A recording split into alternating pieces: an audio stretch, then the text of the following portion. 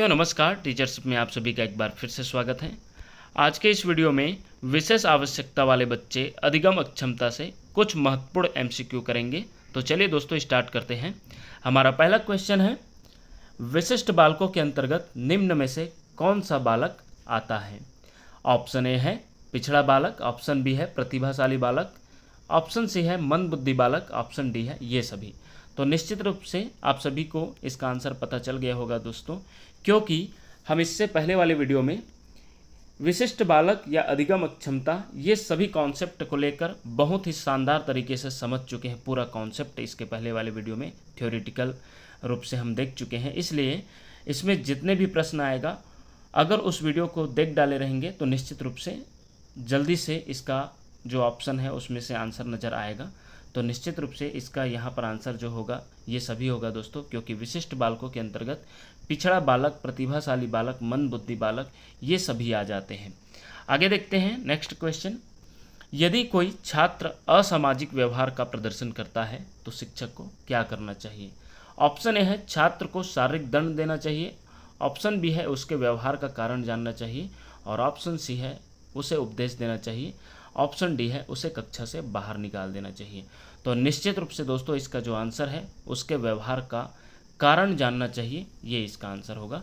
क्योंकि असामाजिक व्यवहार कोई भी बच्चा कर रहा हो तो निश्चित रूप से उसका जो कारण है असामाजिक व्यवहार करने का, उसको जान कर ही हमें पता करके ही उन्हें क्या करना चाहिए, उन्हें किस प्रकार से शिक्षा देना चाहिए वो डिपेंड करता है।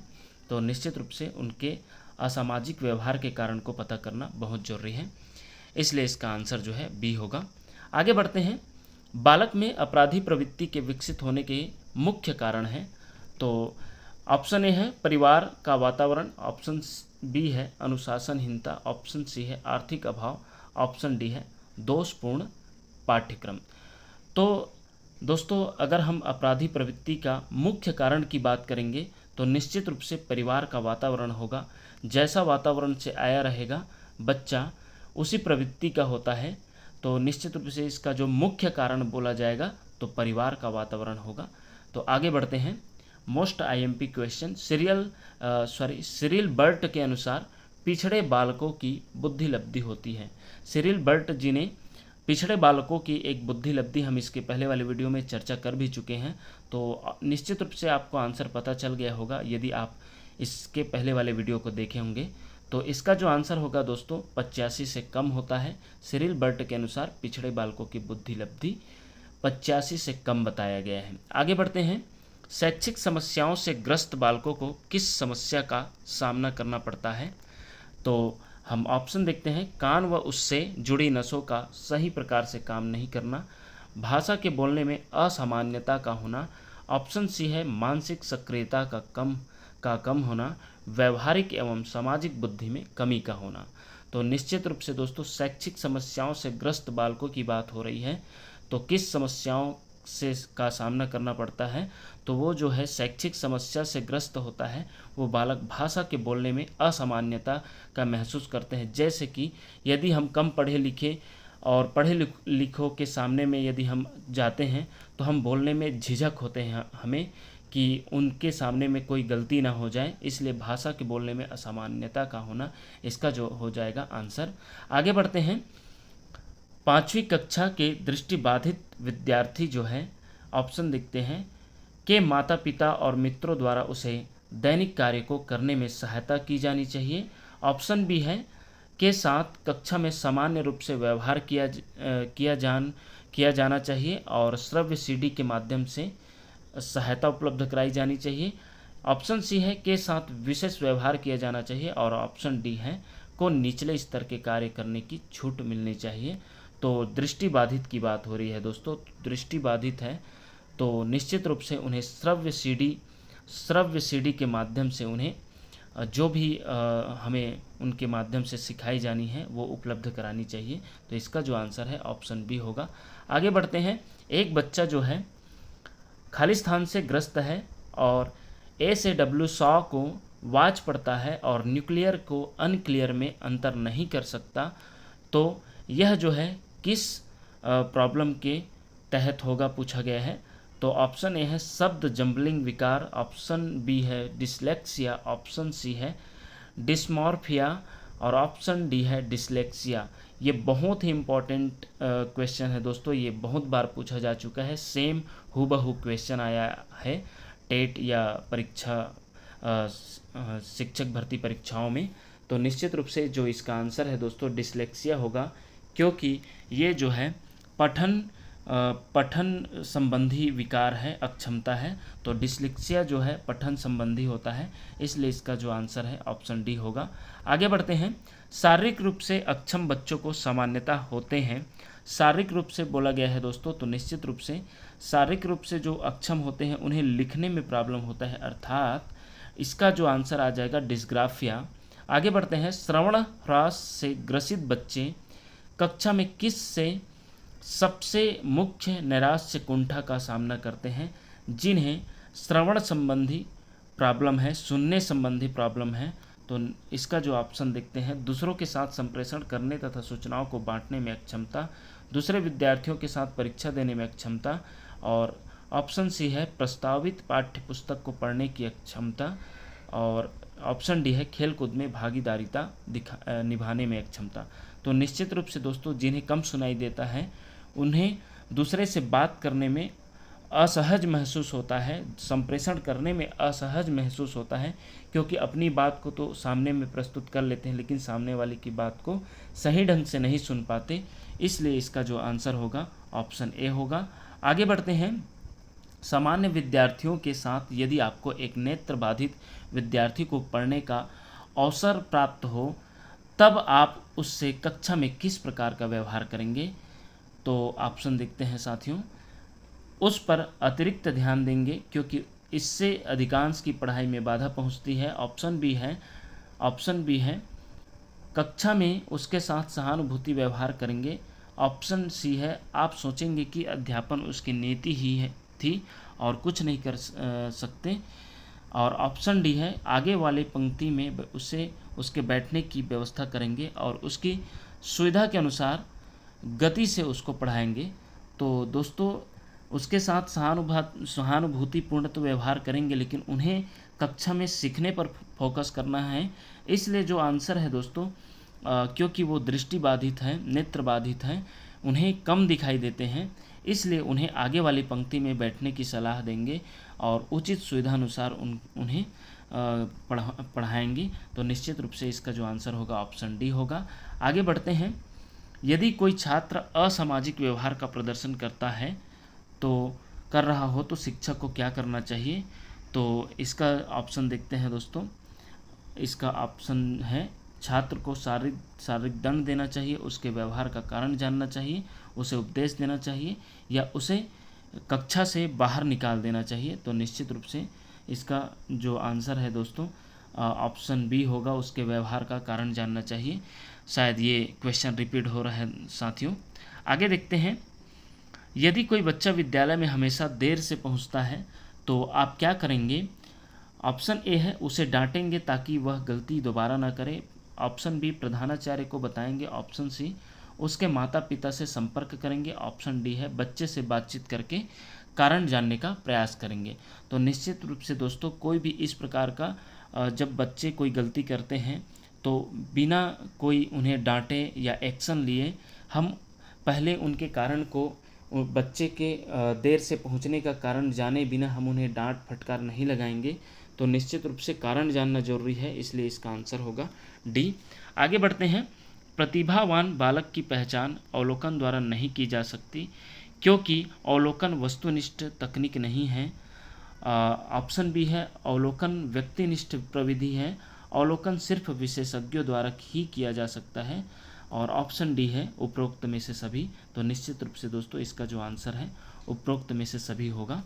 आगे बढ़ते हैं। गिफ्टेड मेधावी होने का लक्षण है, प्रतिभाशाली होने का लक्षण पूछा गया है। तो ऑप्शन ए है फर्स्ट, इसमें कूट संबंधी क्वेश्चन है। तो फर्स्ट जो है अभिव्यक्ति में नव्यता, दूसरा है सेकंड है जिज्ञासा, और तीसरा है वाचालता, और चौथा है अति सक्रियता।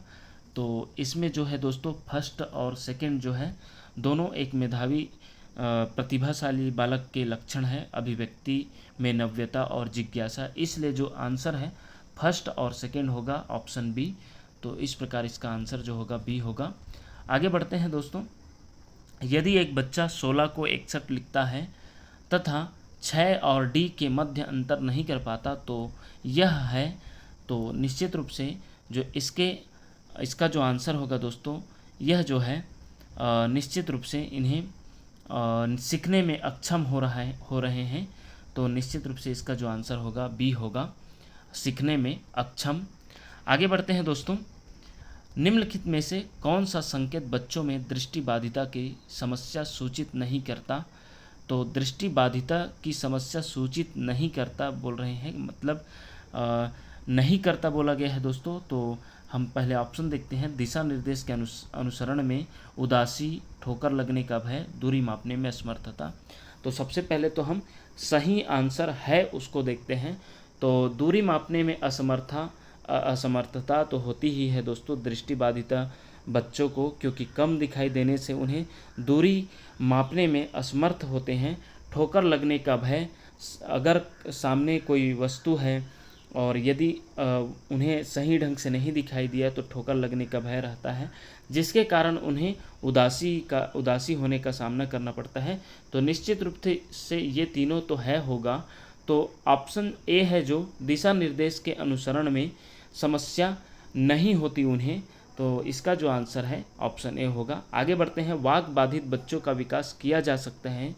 वाक बाधित मतलब बोलने संबंधी उन्हें परेशानी हो रही है। तो ऑप्शन देखते हैं। कक्षा में अपने विचार को प्रदर्शित करने के लिए प्रोत्साहित करके, सही ध्वनि के उच्चारण के लिए सहायता करके, उनके द्वारा कथित गलतियों को सुनने में सहायता करके, मूल्यांकन के लिए विशेषज्ञ के पास भेजकर। तो निश्चित रूप से दोस्तों इसका जो आंसर होगा ऑप्शन ए होगा, कक्षा में अपने विचार को प्रदर्शित करने के लिए प्रोत्साहित करेंगे।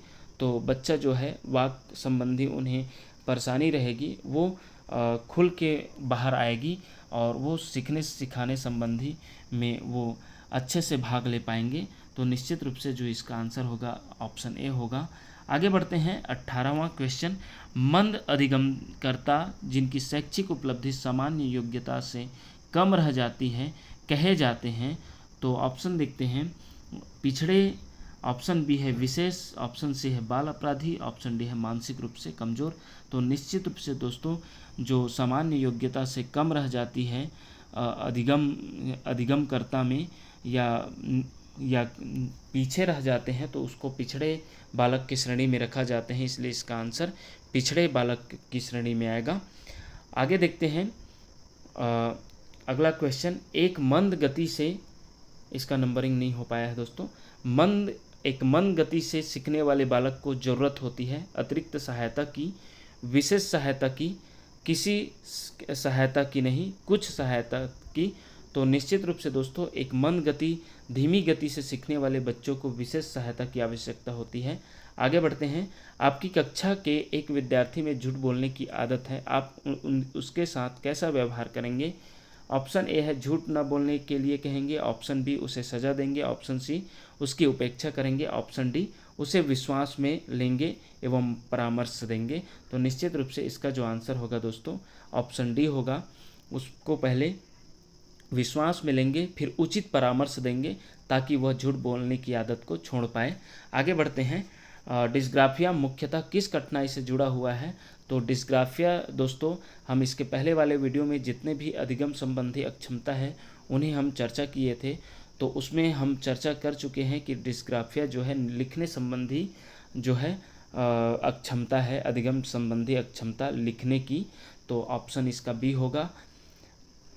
आगे देखते हैं। पिछड़े बालक ऐसे बच्चे हैं, ऑप्शन देखते हैं। सीखने की गति धीमी होती है, बुद्धि लब्धि 80-90 होती है, ऑप्शन सी है।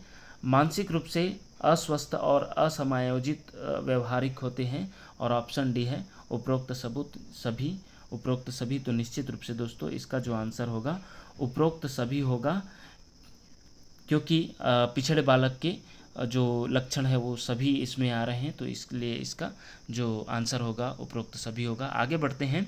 यदि आपकी कक्षा का बच्चा सी को डी तथा डी को सी लिखे पढ़े तो वह कौन से रोग से पीड़ित है? तो निश्चित रूप से दोस्तों इसका इस प्रकार के क्वेश्चन 2-3 ठो आ रहे हैं। तो निश्चित रूप से डिसलेक्सिया संबंधी पठन संबंधी अक्षमता है। तो निश्चित रूप से इसका जो आंसर है बी होगा। आगे बढ़ते हैं। निम्न में से कौन सा विशिष्ट अधिगम विकलांगता का उदाहरण है? ऑप्शन ए है मानसिक मंदता, ऑप्शन बी है डिसलेक्सिया, ऑप्शन सी है attention deficit hyper disorder, option D है ऑटिज्म। तो अधिगम संबंधी जो अक्षमता है या विकलांगता है बोला जाए तो हमने सिर्फ इसमें से डिसलेक्सिया को पढ़े हैं दोस्तों, तो निश्चित रूप से इसका आंसर जो होगा बी होगा। आगे बढ़ते हैं। 24वां क्वेश्चन।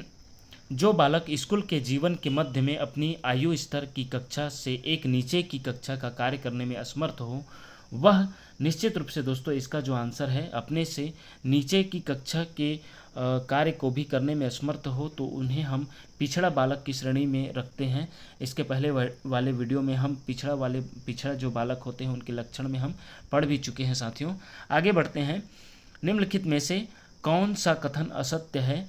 तो ऑप्शन ए है अक्षम व्यक्तियों के प्रति विपरीत विचार एवं भावना बच्चा बड़ों से सीखता है, ऑप्शन बी है विशेष आवश्यकता वाले बच्चे दूसरे क्षेत्रों में कार्य करने में अक्षम होते हैं, और ऑप्शन सी है शारीरिक अक्षमता वाला बच्चा मानसिक अक्षमता नहीं रखता, ऑप्शन डी है ए एवं बी दोनों। दोस्तों यहाँ पर असत्य पूछा गया है, तो कौन सा कथन असत्य है? तो यहाँ पर जो ऑप्शन ए है अक्षम व्यक्तियों के प्रति विपरीत विचार एवं भावना बच्चों से बच्चा जो है बड़ों से सीखता है, ये भी असत्य होगा। और विशेष आवश्यकता वाले बच्चे दूसरे क्षेत्रों में कार्य करने में अक्षम होते हैं, ऐसा कहना गलत होगा। तो निश्चित रूप से जो इसका आंसर है वो ए एवं बी होगा, ऑप्शन डी होगा। आगे बढ़ते हैं। आशा 14 वर्ष की आयु में वह सब कार्य करती है जो अधिकतर 6-7 वर्ष के बच्चे करते हैं। आशा की यह अवस्था का कारण है ऑप्शन ए है मानसिक अक्षमता, ऑप्शन डी है अपंगता, ऑप्शन सी है अनुवांशिकता, ऑप्शन डी है कुपोषण। तो निश्चित रूप से दोस्तों इसका अपंगता न तो नहीं हो सकता, न तो अनुवांशिकता हो सकता है, न तो कुपोषण। निश्चित रूप से इसका जो आंसर होगा मानसिक अक्षमता होगा। जो 6-7 वर्ष के बच्चे जो करते हैं वो 14 वर्ष होने के बावजूद कर रहे हैं, तो निश्चित रूप से उनमें मानसिक अक्षमता है। आगे बढ़ते हैं। एक बालक जो शारीरिक दोषों से ग्रस्त है उसमें उत्पन्न होती है, जो शारीरिक दोषों से ग्रस्त है बोला जा रहा है दोस्तों, तो निश्चित रूप से उनके मन में हीनता की भावना बहुत घर कर लेती है। उनके मन में शारीरिक दोषों से ग्रस्त होती है, वो अपने आप को ही हीन भावना से देखते हैं, तो इसका जो आंसर है ऑप्शन डी होगा। आगे बढ़ते हैं।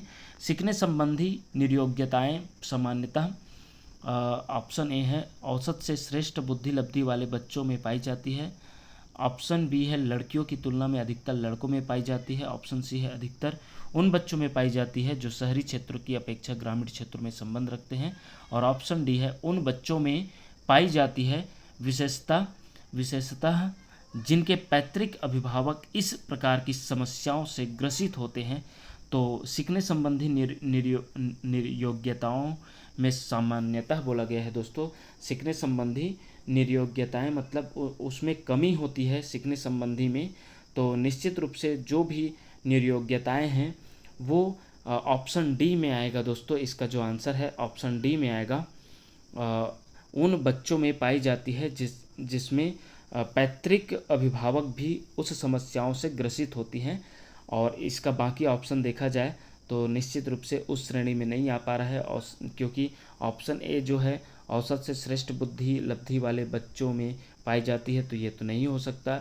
लड़कियों की तुलना में लड़कों की, तो ये तो लिंग भेद संबंधी नहीं होता। निर्योग्यताएं जो है अधिकतर उन बच्चों में पाई जाती हैं जो शहरी क्षेत्रों, तो शहरी या ग्रामीण क्षेत्रों से फर्क नहीं पड़ता सीखने संबंधी निर्योग्यताओं में, तो निश्चित रूप से जो इसका आंसर है ऑप्शन डी होगा। आगे बढ़ते हैं दोस्तों। निम्नलिखित में से खाली स्थान के अतिरिक्त सभी के कारण अधिगम अक्षमता उत्पन्न हो सकती है, तो ऑप्शन देखते हैं। जन्म से पहले माँ द्वारा मदिरा सेवन, मंदबुद्धिता, शैशव काल के समय दिमागी बुखार, और ऑप्शन डी है शिक्षक की ऑप्शन डी है शिक्षक की शिक्षण शैली। लेकिन यहाँ पर पूछा गया है दोस्तों, निम्नलिखित में से खालिस्तान के अतिरिक्त सभी के कारण अधिगम अक्षमता उत्पन्न हो सकती है। अतिरिक्त बोला गया है, मतलब इसमें हमें नई चीज़ को बाहर करना है, क्योंकि अधिगम संबंधी जो अक्षमता होती है वह माँ के द्वारा मदिरा सेवन या किसी प्रकार के नशीले पदार्थों का सेवन करने से अधिगम अक्षमता संबंधी विकार उत्पन्न हो जाते हैं बच्चों में, या मंदबुद्धिता भी आ सकता है, या शैशव काल के समय दिमागी बुखार, ये सब आ सकता है। लेकिन जो है शिक्षक की शिक्षण शैली जो है सीखने सिखाने संबंधी अधिगम अक्षमता नहीं हो सकता। तो निश्चित रूप से इसका जो आंसर होगा ऑप्शन डी। आगे बढ़ते हैं दोस्तों, गतिक कौशलों में अधिगम निर्योग्यता कहलाती है, खालिस्तान कहलाती है। तो गतिक योग्यता में निश्चित रूप से दोस्तों डिस्पेक्सिया आता है, तो इसका जो आंसर है ऑप्शन बी होगा। आगे बढ़ते हैं, पिछड़े बच्चों के लिए शैक्षिक उपलब्धि की अवधारणा किसने दी है? तो याद रखिएगा दोस्तों, इसके पहले वाले वीडियो में हमने EQ के बारे में पढ़े हैं, एजुकेशन कोशेंट के बारे में। उसी कॉन्सेप्ट को लेकर यहाँ पर क्वेश्चन बना है, और EQ के कॉन्सेप्ट को सिरिल बर्ट ने दिए हैं, इसलिए इसका आंसर जो है ऑप्शन डी होगा। आगे बढ़ते हैं दोस्तों, क्वेश्चन नंबर 32, और ये लास्ट क्वेश्चन है दोस्तों इस टॉपिक का। तो समावेशित विद्यालय योजना के संदर्भ में कौन सा कथन गलत है? तो गलत हमें चुनना है। तो ऑप्शन देखते हैं, समानता की भावना का विकास, धनात्मक आत्मविश्वास का विकास, और ऑप्शन सी है विशेष आवश्यकता वाले विद्यार्थियों में आत्महीनता की भावना का विकास, ऑप्शन डी है विशेष बालकों के नैतिक आचरण को उठाना। तो निश्चित रूप से दोस्तों इसमें गलत कथन को चुनने के लिए बोला गया है। तो इसमें जो है समावेशित विद्यालय के द्वारा तो हम समानता की भावना का विकास देखते हैं, धनात्मक आत्मसम्मान का विकास भी देखते हैं, और विशेष बालकों के लिए नैतिक आचरण को उठाने का भी इसमें प्रयास होता है। और नहीं होता है तो विशेष आवश्यकता वाले विद्यार्थियों में आत्महीनता की भावना का विकास बिल्कुल भी समावेशित विद्यालय के द्वारा नहीं किया जाता। अर्थात इसका जो आंसर है दोस्तों ऑप्शन सी होगा। गलत पूछा गया है तो गलत जो होगा वो है ऑप्शन सी। इस प्रकार दोस्तों हमने विशेष आवश्यकता वाले बच्चे या विशिष्ट बालक या अधिगम अक्षमता संबंधी जो महत्वपूर्ण प्रश्न हैं, वस्तुनिष्ठ प्रश्न जो परीक्षा संबंधी बहुत ही इम्पॉर्टेंट है, उसको आपके सामने प्रस्तुत किए। इस प्रकार आने वाले वीडियो में हम एक नए टॉपिक के साथ फिर से उपस्थित होंगे। तब तक के लिए देखते रहिए आपका अपना चैनल टीचरशिप। धन्यवाद साथियों।